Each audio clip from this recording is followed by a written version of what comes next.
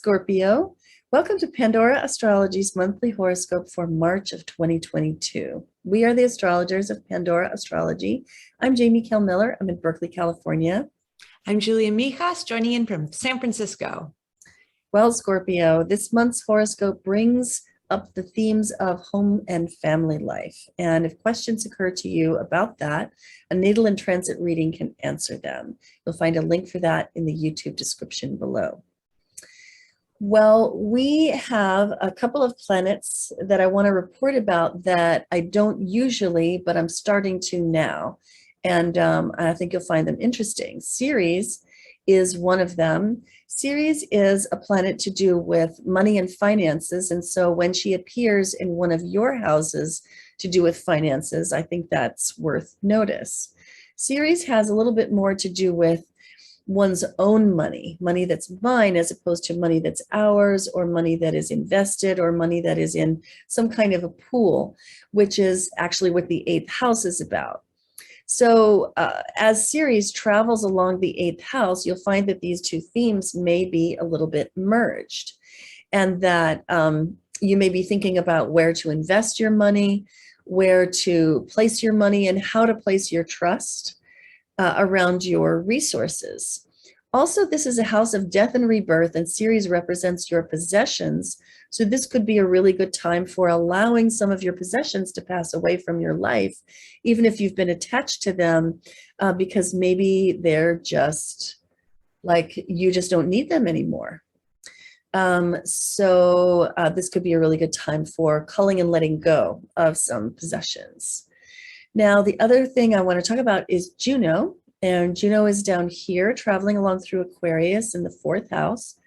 Both Juno and Ceres travel rather slowly, and so they're both going to be in their houses as we see them today for a couple of months. So these particular interpretations are going to work for the next 2 months into early May, actually.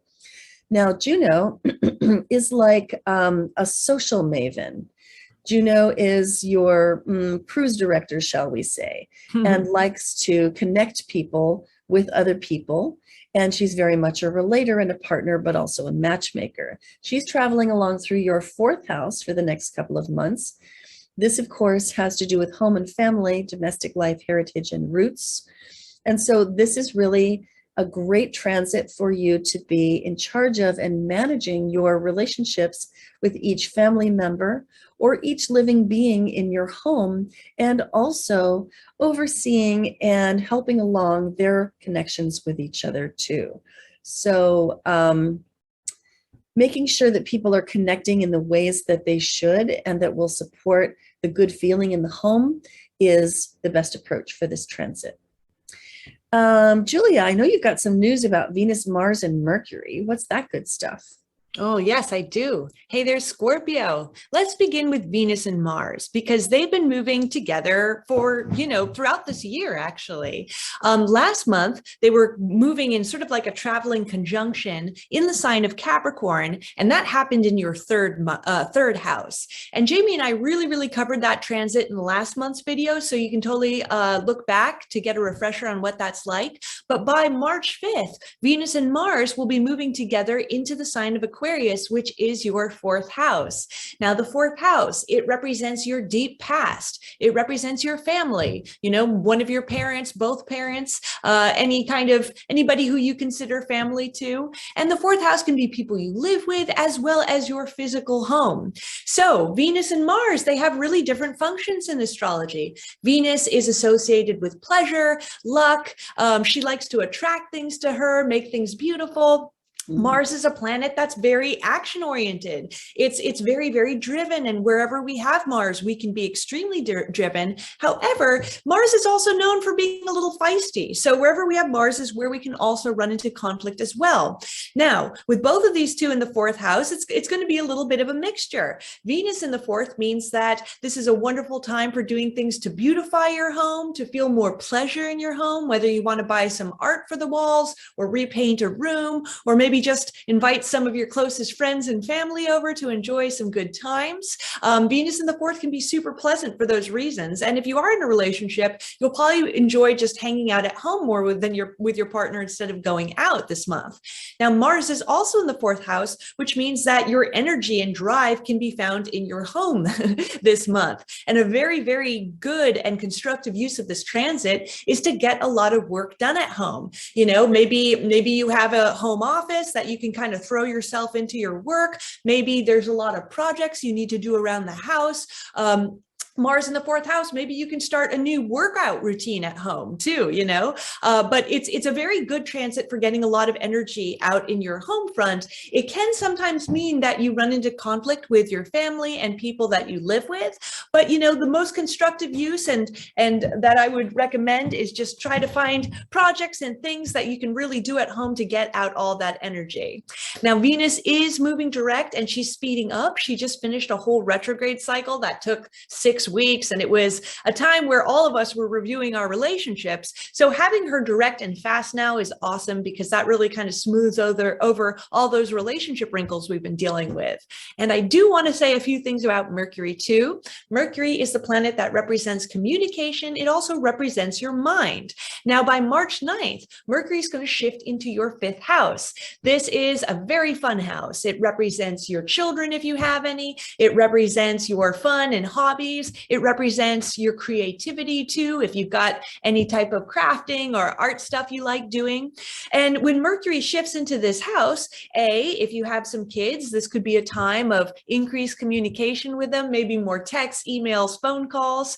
Another manifestation of Mercury in the fifth, since Mercury is a planet that's known as a bit of a trickster spirit, and the fifth is a house of games and fun, is that your mind might be more on having fun and sort of going out and playing games, whether that's video games or maybe going out to a bar at night and playing trivia or doing bowling.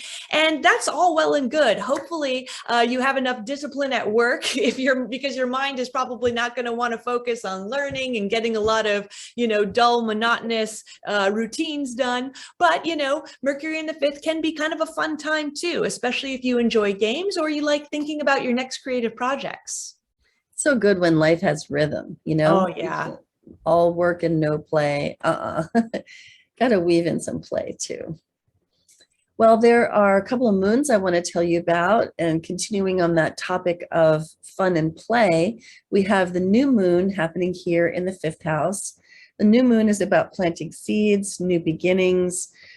This one's in Pisces, which of course has that softness, that gentleness, that kindness, that empathy. We're calling this one rationally dreaming for the collective because of the wonderful connection that it has with Uranus. And in fact, both of these moons this month have a lot of harmony in them. Great news. And so when we think about planting seeds in the fifth house, this is an axis that has to do with creativity and community. So when you plant seeds at the new moon, you can expect to harvest something from them or to see something springing from them at the full moon. This new moon being in your fifth house says plant seeds in your creativity, have some fun, relax and play unselfconsciously like a child under the new moon.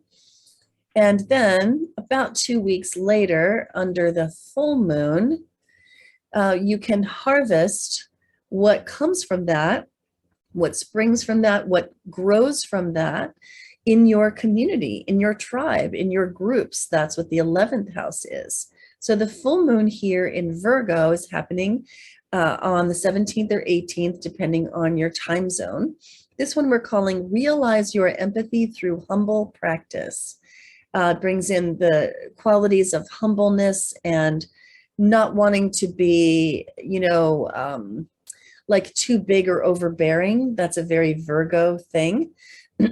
And yet you can see that the seeds planted in that fifth house of creativity, which is of necessity self-absorbed, can bear fruit in terms of the community and the people around you that experience your creativity and mirror it back to you. And so that's how this month's moon cycle goes. You can find out more about this month's moons in our March 2022 playlist on our YouTube channel, Pandora Astrology, or on our monthly forecast page on our website, pandoraastrology.com. There is a seasonal change coming as well. The sun has been moving along through the sign of Pisces, which can feel kind of muddy. It can be a time when our brains are foggy and the land is muddy as well.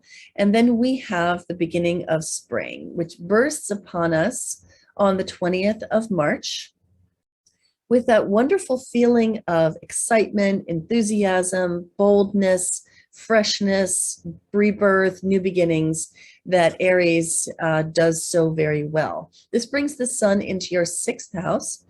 And wherever the sun goes, it's good to bring your high quality attention, because attention, when spread about like sunlight, helps things to grow. The 6th house is a house of organization. And so there couldn't be a better time for spring cleaning, decluttering, getting rid of, letting go of, releasing objects that don't serve you anymore, and reorganizing.